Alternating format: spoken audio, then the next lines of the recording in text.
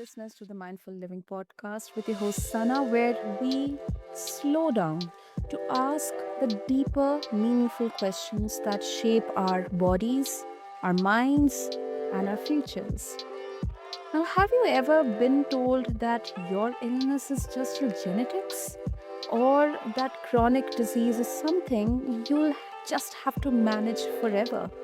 Well, I have been told this question multiple times. Now, what if that wasn't true? What if healing didn't mean more pills, but more understanding the root cause? Now, listeners, today's guest is Dr. David Bilstrom. He's a quadruple board certified functional medicine physician and the medical director of the International Autoimmune Institute. Now, hear me out. With nearly over 30 years of experience, Dr. Bilstrom is redefining how we approach autoimmune diseases, gut health, and even our genetic future. He believes that illness due to aging is a myth until after 90, and that what we do today could shape the health of the next 6 to 8 generations. So let's get curious, let's get honest, and let's go deeper. So, Dr. David, welcome to the show, and I'm really honored to have you here with us. Oh, it's my pleasure, Sana. Okay, Dr. David, you have helped thousands reverse autoimmune conditions by treating their root cause. I mean, this is something that, many of us we deal with every day, every moment of our lives, and we often get to hear that, this is something that we have to kind of fight with forever. So, in your words, what is the real root cause of most of these chronic illnesses today? Yeah, I think there are certain things that happen that we just inherently know the body will fix. So, like if we're running around the house in bare feet and we kick a chair leg, we hop around in terrible toe pain. Well, apparently we know so much that our body can heal that we don't think we're going to hop around in terrible toe pain our whole life. We know that our body can fix it within a couple minutes, and then we try not to do that again because it really hurt. But to your point, when it comes to these chronic health issues, it's easy to be told by a medical practitioner or kind of think to yourself, well, I have this, health issue. I'm gonna have it forever. And that's really not true. The body is so smart when it comes to healing. If you stub your toe and you're in terrible pain, the body fixes it. But when you have these health issues, the body is just as able to turn things around. And fortunately, the science is very clear on what has to happen to keep the body healthy, but also what has to happen to reverse disease process and give the body a chance to fix whatever the problem is. And so, um, you had talked about epigenetics and how we can help not only ourselves but future generations. So we used to think that our genes, the DNA in our cells, and it's the DNA, the genes in our cells that tell the cells what to do. Well, we used to think whatever genes we have from our parents and our grandparents, we're stuck with it. Hopefully we got good genes. Hopefully we didn't get too many bad genes, including you may look at your parents and grandparents, aunts and uncles and go, geez, I see some what I think is bad genes in my family. They're getting health issues that I don't want. I hope I didn't get those. But as it turns out, it's not what genes you have, it's which ones get turned on and turned off. And so this is called epigenetics, the things that alter gene expression without changing the genetic code. And it turns out in every cell in our bodies, we have a lot of bad genes. We got to turn them off. We have a lot of good genes. We got to turn them on. So when people develop health issues, what happens is you're turning on bad genes and turning off good genes in every cell in the body at the same time.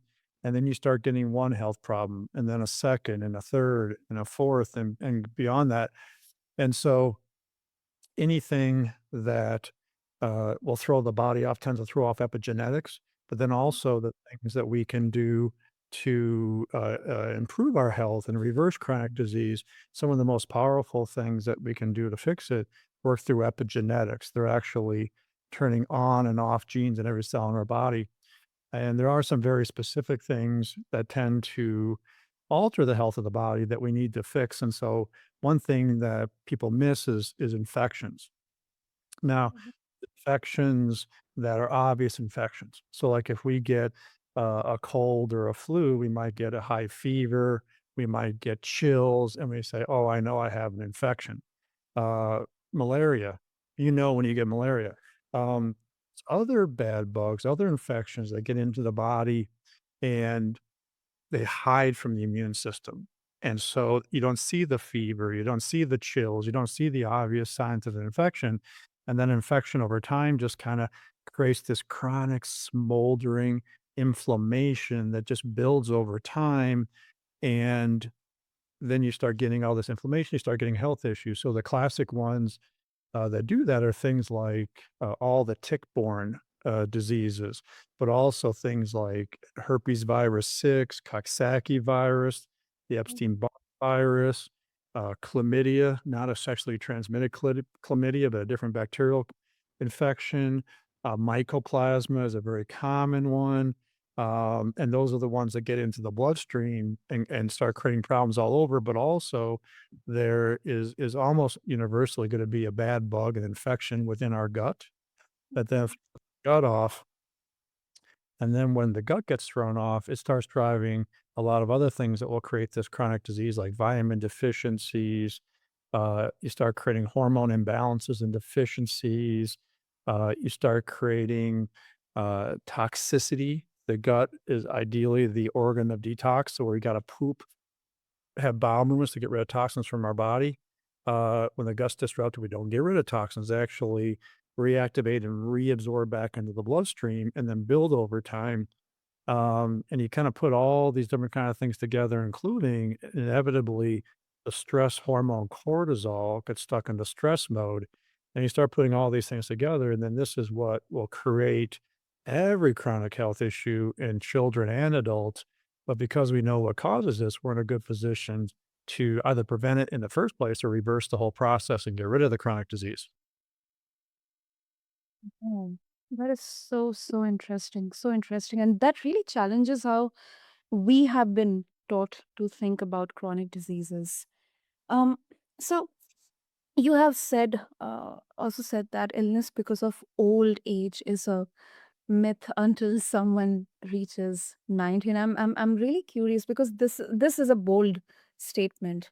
So can you walk us through the signs or the patterns that prove that is true?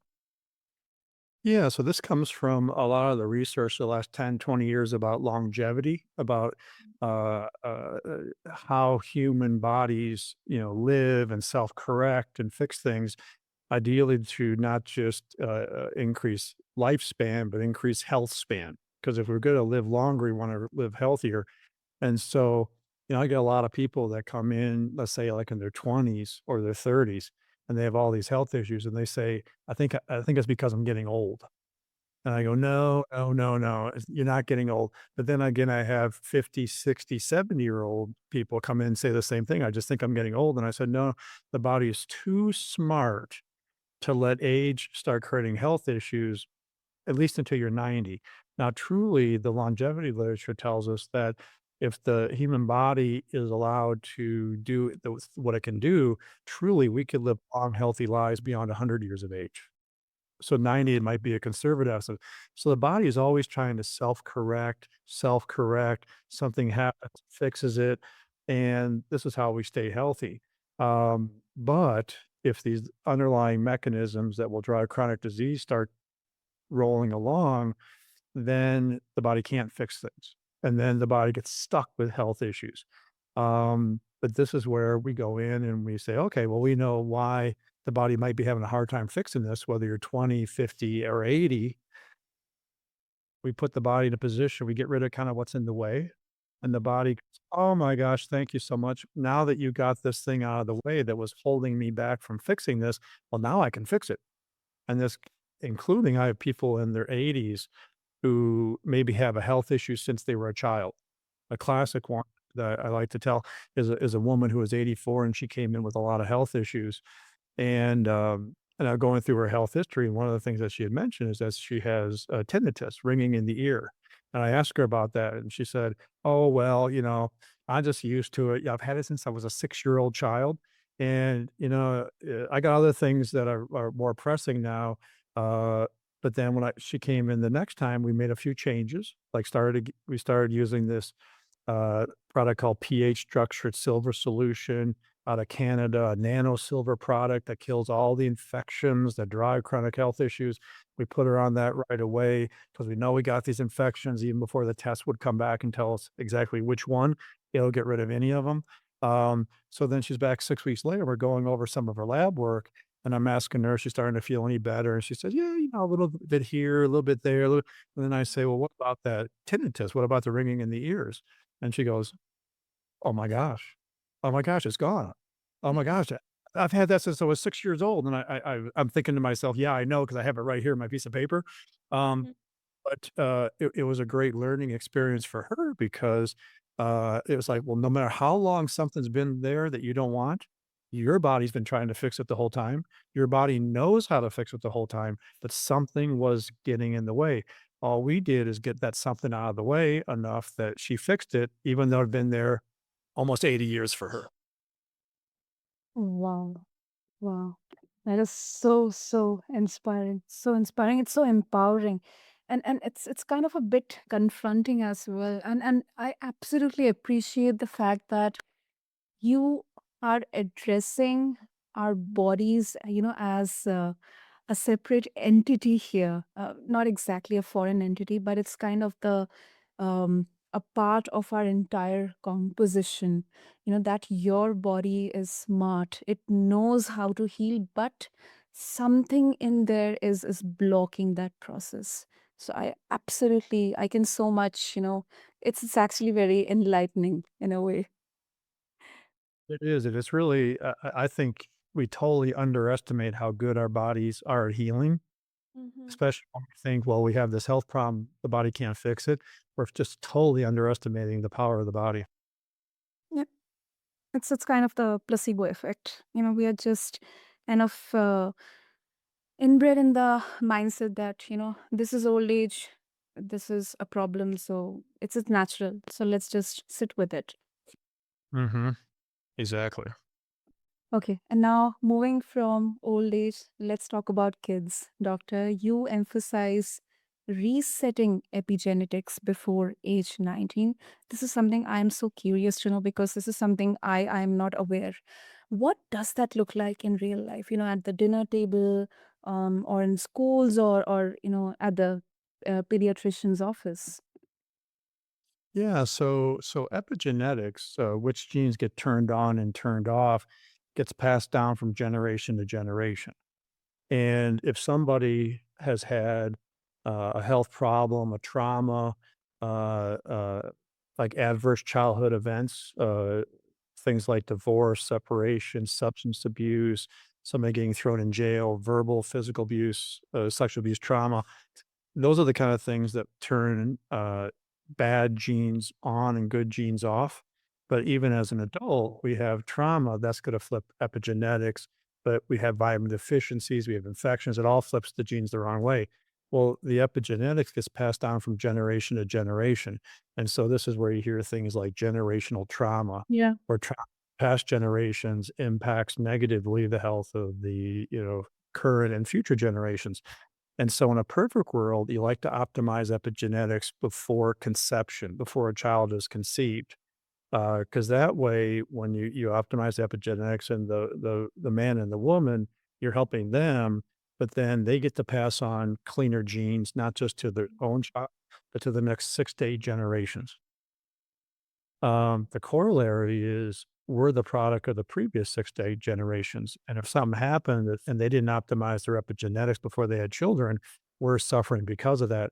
Now, ideally in children, what you like to do is you like to optimize epigenetics by age 19, like you mentioned, because if you can optimize epigenetics by age 19, you've locked them in place, in a good place, and they stay healthier their entire life.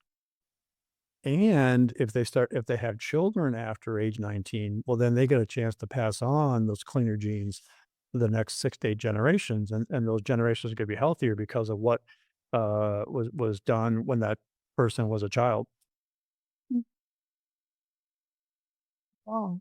This I wasn't aware about. This is something really new, and it's a really powerful concept. So, um, let's talk about how to do this. So, how do parents can um, start advocating for this kind of prevention when most of the times the system around them isn't always aligned. Yeah, and when you talk about these kind of things, somebody might think, "Oh my goodness, this must be very complicated." Mm. Yeah, it must be very complicated to do this profound thing because something this profound, it can't be easy. But truly, it gets back to the body being so smart. And so, the vast majority of things I might do in clinic work through epigenetics. And so, for example, Harvard here in the United States did a big study back about 16 years ago.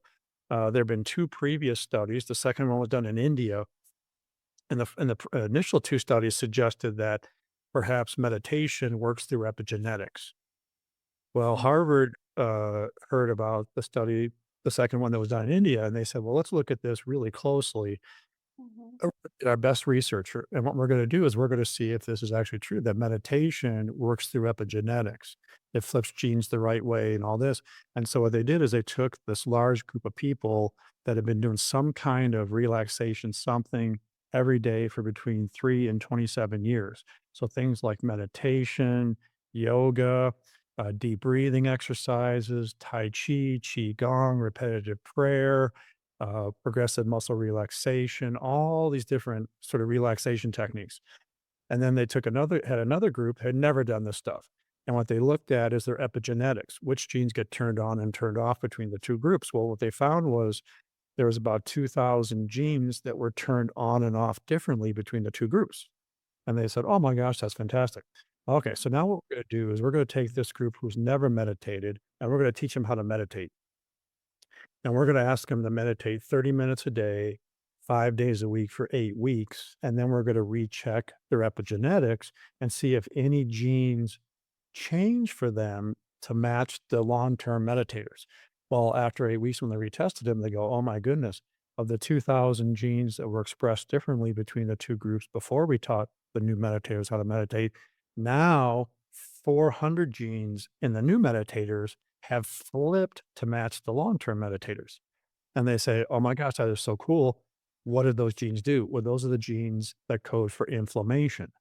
And when they get flipped the right way, they keep away the inflammation that drives chronic disease of all kinds. And they go, "Oh my gosh, well, this is how meditation works and why meditation basically helps everything because it's working through epigenetics."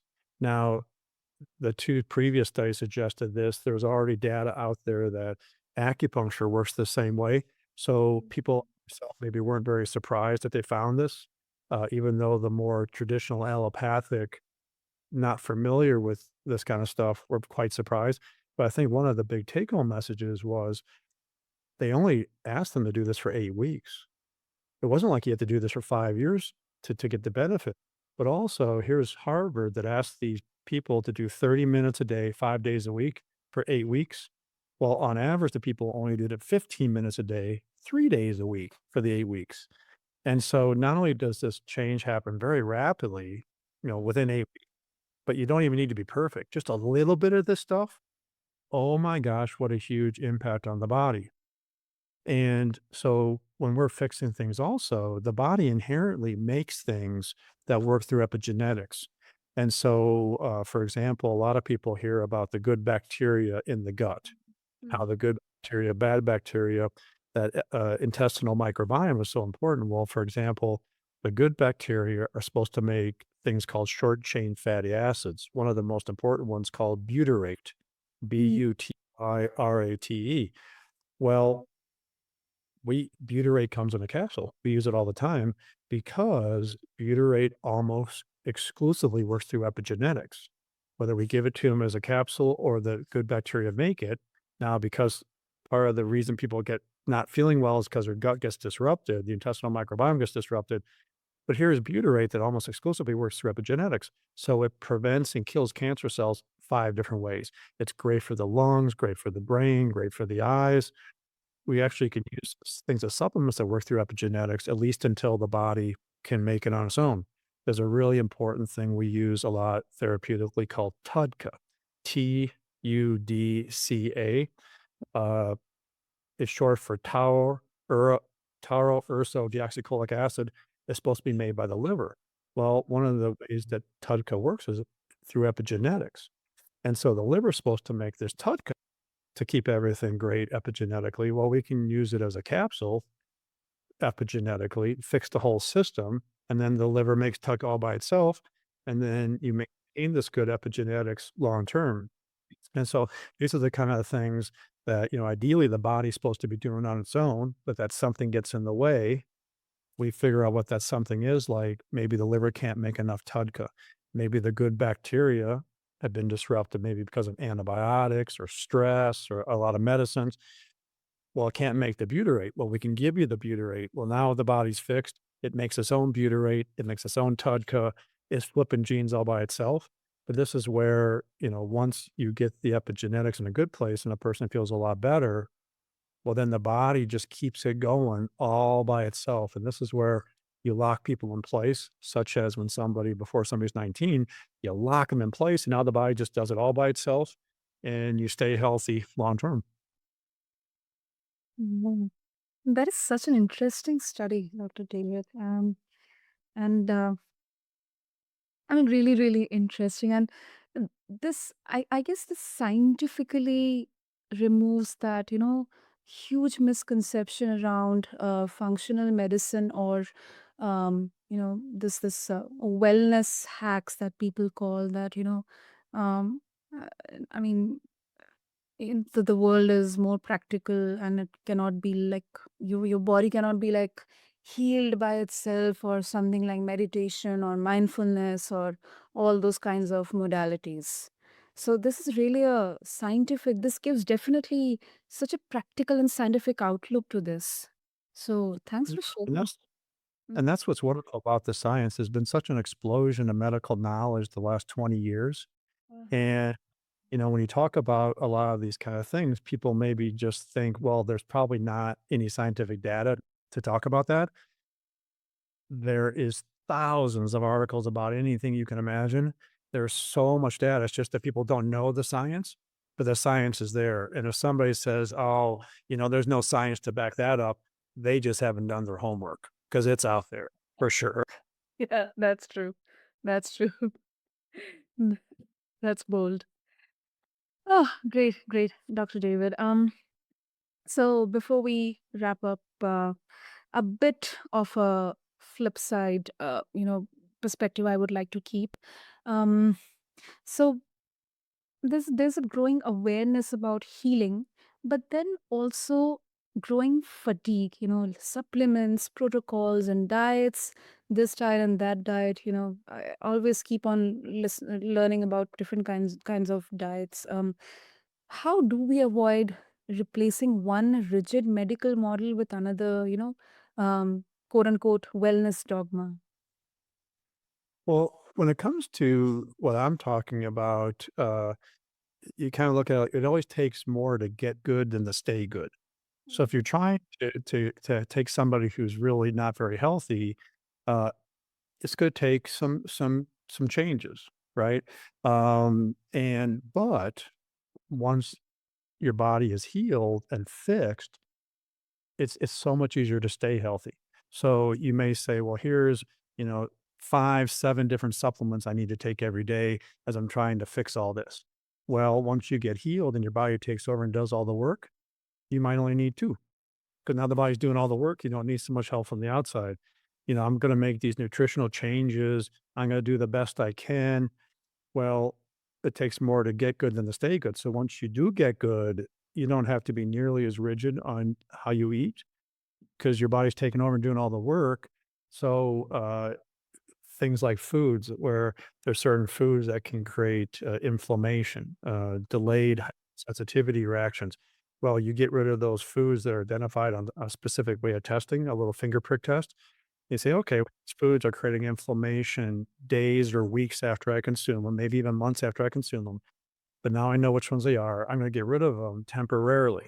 Because then once you get quite a bit better, I usually say like 80 to 85% better overall, then we're like, okay, should have fixed the gut enough that you fix these food sensitivities. We're going to start bringing them back in one at a time. Let your body tell us ready for them. And so people can fix food sensitivities. Maybe they avoid some for a while, but now you're fixed. Now they don't bug you. You don't have to avoid them any longer. Hey, I had to use these supplements to get better. Butyrate, Tudka, all that kind of things like that. Well, now my takes them all by themselves. I don't even need those supplements anymore.